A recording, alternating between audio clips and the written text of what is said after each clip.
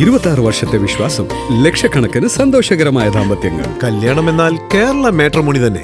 Hormuz കടലിടുക്കിനെ ചൊല്ലി അമേരിക്കയും ഇറാനും വീണ്ടും തർക്കത്തിൽ. ഇരുപക്ഷവും നിരന്തരം ആക്രമണം നടത്തുകയാണ്. മുഴുവൻ ഗൾഫ് മേഖലയും സംഘർഷഭരിതമാണ്. ഇതിനിടയിൽ ഇസ്രയേൽ പ്രധാനമന്ത്രി ബെഞ്ചമിൻ നെതന്യാഹു ഇറാന് കർശന മുന്നറിയിപ്പുമായി രംഗത്തെത്തുകയാണ്. ഹോർമസിനെ ചൊല്ലിയുള്ള അമേരിക്കയും ഇറാനും തമ്മിലുള്ള തർക്കം വീണ്ടും രൂക്ഷമാവുകയാണ്. ഇരുപക്ഷവും നിരന്തരം ആക്രമണം നടത്തുന്നു. മുഴുവൻ ഗൾഫ് മേഖലയും സംഘർഷഭരിതമാണ്. അതിനിടയിലാണ് ഇപ്പോൾ ഇസ്രയേൽ പ്രധാനമന്ത്രി ബെഞ്ചമിൻ നെതന്യാഹു ഇറാന് കർശന മുന്നറിയിപ്പുമായി രംഗത്തെത്തുന്നത്. നെഗേവ് ഉച്ചകോടിക്കിടെയാണ് നെതന്യാഹു ഇറാൻ സർക്കാരിന് മുന്നറിയിപ്പ് നൽകിയത്. നിങ്ങൾ ഞങ്ങളെ ആക്രമിച്ചാൽ എല്ലാം ശാന്തമാകുമെന്ന് കരുതരുത്. കഴിഞ്ഞ തവണത്തെ പോലെയാകില്ല. ഇത്തവണ പ്രതികരണം വ്യത്യസ്തവും കൂടുതൽ ശക്തവുമായിരിക്കുമെന്നാണ് നെതന്യാഹു പറഞ്ഞത്. ആരെങ്കിലും ഉപദ്രവിക്കുമ്പോൾ ഇരട്ടി ശക്തിയോടെ പ്രതികരിക്കാത്ത കാലം കഴിഞ്ഞു.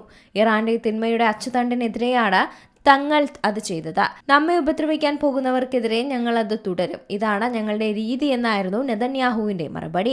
അമേരിക്കയും ഇറാനും തമ്മിലുള്ള പുതിയ സംഘർഷങ്ങൾക്കിടയിലും US പ്രസിഡന്റ് ഡൊണാൾഡ് ട്രംപ് തന്റെ വാക്കുകൾ മാറ്റുന്നത് തുടരുകയാണ്. കഴിഞ്ഞ മാസം ഇറാനുമായുള്ള ധാരണാപത്രത്തെ വെറുമൊരു പരീക്ഷണം മാത്രമാണെന്ന് വിശേഷിപ്പിച്ച ട്രംപ് അതിൽ നിന്ന് പിന്മാറാൻ ആഗ്രഹിക്കുന്നുവെന്നാണ് പറഞ്ഞത്.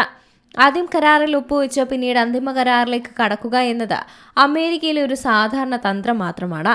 ആദ്യം നേരിട്ട് അന്തിമ കരാറിലേക്ക് പോകും. പക്ഷേ നിങ്ങൾക്കറിയുമോ, ഇതൊരു തരം പരീക്ഷണമായിരുന്നു.